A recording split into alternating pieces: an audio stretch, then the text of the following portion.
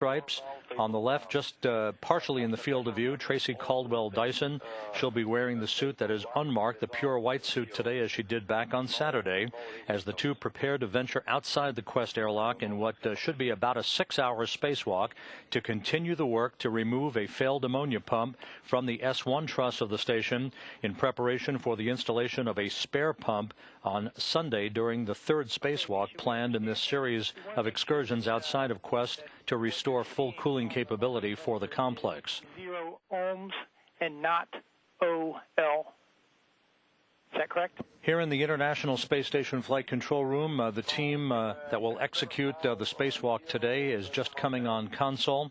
That team is led by Courtney McMillan, the lead flight director for this series of spacewalks. That is Emily Nelson on console at this hour. She presided over the Orbit 1 team that is still on console, operating for the suit up of the crew. In the middle of your picture in the blue shirt, spacecraft communicator Ricky Arnold. He will be joined a little bit later by veteran EVA officer, spacewalk officer Oscar Kaler, who will be executing most of the tasks in the space-to-ground conversations with Wheelock and Caldwell Dyson while they're outside of the International Space Station. Courtney McMillan, the lead flight director for today's spacewalk, as she was back on Saturday for the first spacewalk, just out of the field of view. She's in that group of folks that are huddled in the upper right-hand corner of your screen, along with the lead spacewalk officer, David Beaver. They will be actually choreographing the spacewalk today once they take over as the Orbit 2 team of flight controllers a short time from now. McMillan is on the far right of your screen, David Beaver facing the camera in the blue shirt with the red tie, and Oscar Kaler in the yellow shirt. That is the prime team for today's spacewalk as they will guide Wheelock and Caldwell Dyson through their procedures. Last 2 points. If you tuned in an hour ago expecting to see spacewalk coverage, that all changed late last night when we got the word that some fine-tuning to robotics procedures and the crew's desire to get a little bit additional amount of rest would delay the start of today's spacewalk by exactly 1 hour. That since has changed a bit again. During the course of the overnight hours, Tracy Caldwell Dyson needed to refit a small portion of the legs of her suit, and as a result we are a little bit late in getting into the final pre-breathe of pure oxygen to remove the final amounts of nitrogen from the bloodstreams of the two spacewalkers and prevent any condition known as the bends from developing once they emerge from the Quest airlock into the vacuum of space. So we're running about 30 minutes behind schedule. That would imply, at least for the moment, that the start of today's spacewalk might be delayed till about 7:30 a.m. Central Time. We'll keep you posted on the progress by the spacewalkers as we go through the final steps leading to pre-breathe. That will be the precursor to moving the two spacewalkers into the crew lock section, the outermost section of the two-segment Quest airlock. You see the hatchway right at the top of your screen to the crew lock. The spacewalkers will be moved inside. They'll be placed on umbilicals in the spacecraft communication umbilicals inside the crew lock to complete their final preparations, as the hatch will be closed between the crew lock and the equipment lock, leading to the depressurization of the crew lock and the start of the spacewalk that is marked by the spacewalkers placing their suits on internal battery power. We are happy with those readings, and we are ready for you to temp stow that equipment per lab overhead 6, and in regard to your questions on pictures, yes, we would like any pictures you can provide. And one last question. For the large pin kit, was the whole kit gathered or just the needed parts for today? Say it again, last question. Clear up. Yeah, for all the things that you gathered today per the stowage note, did you gather everything that was listed in the stowage note or just the items for today? What you're listening to is the overnight spacecraft communicator Rob Hayhurst here in Mission Control talking to Station Commander Alexander Skvortsov regarding equipment that the Russian cosmonauts will be using for other activities unrelated to today's spacewalk. You're going to be hearing a lot of conversation throughout the day today in what amounts to a PhD lesson, basically, in fluid physics and plumbing. As we go throughout the course of the day, you're going to be hearing a lot about valves and connectors and quick disconnects, valves closing and opening, venting of lines, isolation of other segments of lines. This is all designed to put the failed pump module in the correct configuration to be removed. The goal of today's EVA is to remove that failed pump module and to mount it on a payload bracket, a storage bracket, basically on the mobile base system of the International Space Station on the truss, so that we can be in position then on Sunday for the third spacewalk in this series of excursions by Wheelock and Caldwell-Dyson to remove the spare pump, that is the pump that will replace the failed pump on the truss of the space station on Sunday. That it resides out on a stowage platform, a spare parts platform called ESP2 that is adjacent to the Quest airlock. On Sunday, that spare pump will be removed from its stowage location and installed in the S1 truss. Then all those fluid lines and electrical and data connections will be remated to the new pump, and the system can once again be pressurized, and ammonia can flow once again into what is called Loop A of the cooling system of the International Space Station that dissipates heat through the giant radiators that emanate from the station's truss. And we're talking about the jumper measurement on the multitester. Back on Saturday, Wheelock and Caldwell-Dyson executed a marathon 8-hour, 3-minute spacewalk, but they fell short of their goal of removing the failed pump from the S1 truss. That was due to extra time that was required in the demating, which never eventually occurred, of one of 4 fluid line connectors called the M3 connector that remains hooked up to the failed pump module. The configuration we're going into today for the second in the series of spacewalks is that of the 4 fluid connectors called M1, M2, M3, and M4, M1 is disconnected and bagged. M2 is disconnected and hooked up to a jumper box for the pump module, the failed pump module. M3 is the one that remains connected to the pump module, and the one that leaked during the first spacewalk on Saturday when the valve was closed to that connector before it could be demated. We saw about 3 pounds of ammonia that leaked from that connector.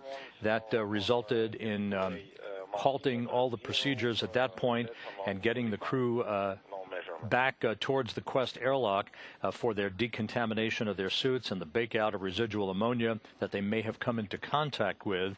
So the M3 connector is the focus of interest today for Wheelock and Caldwell-Dyson. Once we get that connector demated, then we'll be in a position to begin the unbolting of 5 electrical and data cables and 4 bolts that will result in the failed pump being removed from the S1 truss of the International Space Station. The M4 connector, the 4th of the 4 connectors you see in this diagram, was disconnected on Saturday and hooked up to that PM or pump module jumper box along with the M2 connector.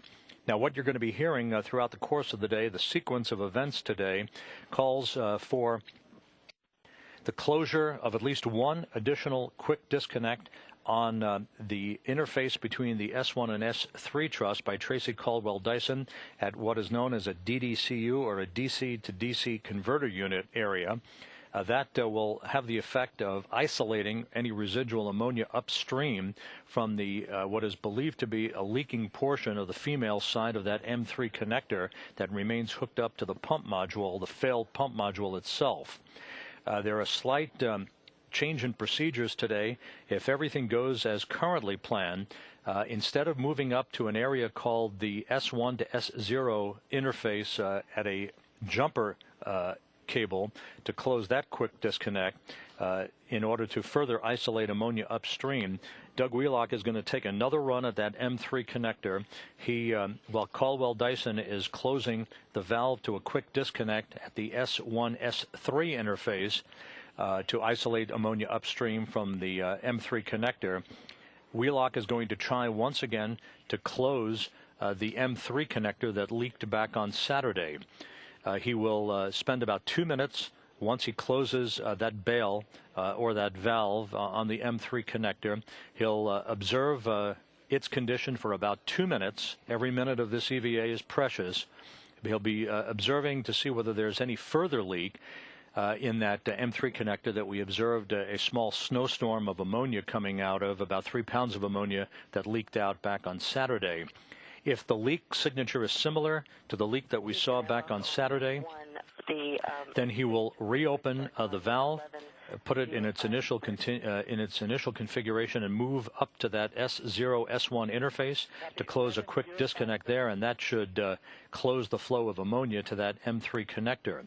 If there is a very small leak observed, such as a few flakes or no leak whatsoever, then Wheelock will leave the quick disconnect configured in the closed configuration, and he will proceed to install and route a vent tool that will be used to vent that segment of the line, about 15 pounds of ammonia and about 22 pounds of ammonia from the pump module itself, and that will save quite a bit of time in today's spacewalk as he and Caldwell Dyson proceed to move on to the work to complete the disconnection of the fluid lines and the electrical and data lines from the failed pump module to get that off of the S1 truss and mounted on a payload bracket on the mobile base system to complete the objective of today's second spacewalk. So we'll be explaining all that in more detail as the day goes on. Once again, you're going to be hearing a lot about 4 fluid connectors, M1, 2, 3, and 4. You're going to be hearing a lot about upstream fluids and quick disconnects, and you're going to be hearing a lot about the configuration of quite a bit of equipment today in what amounts to a very carefully choreographed spacewalk to try to maximize the time available to Wheelock and Caldwell Dyson today. Today's spacewalk is not going to be as long as was the first on Saturday because we are constrained through the use of metal oxide canisters in the spacesuits instead of lithium hydroxide canisters that have a bit more life during the course of a spacewalk. There are no additional unused lithium hydroxide canisters available for the spacewalkers, so they are using reusable metal oxide canisters that have a slightly shorter lifetime for a particular spacewalk. That, coupled with the protection for between 1 hour and 5 minutes and 2 hours and 20 minutes of time that would be used for decontamination of spacesuits and the bake-out of the suits before the crew closes the hatch to the Quest airlock at the end of the spacewalk to make sure that they're not bringing any residual toxic ammonia back into the space station, results in today's spacewalk being earmarked for about 6 hours in duration.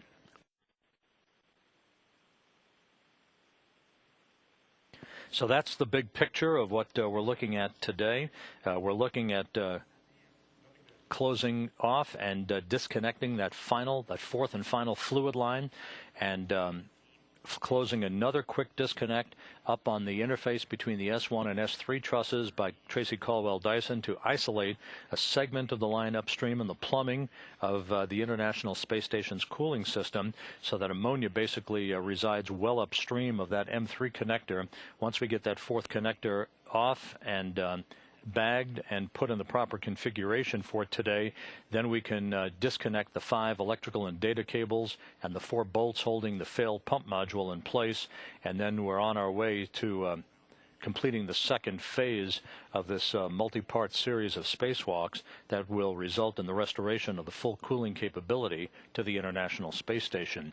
This pump module failed back on Saturday night, July 31st, apparently because of an electrical short inside the pump module itself. That took down half of the cooling system of the International Space Station. The station has been in a very stable configuration for the past week and a half, with all of its systems operating on Loop B's cooling capability. But of course, we want to restore the full cooling capability to the station, so these spacewalks have a high component of criticality attached to them so that the station is placed back in its normal configuration of 2 fully functional cooling loops at the end of this series of spacewalks.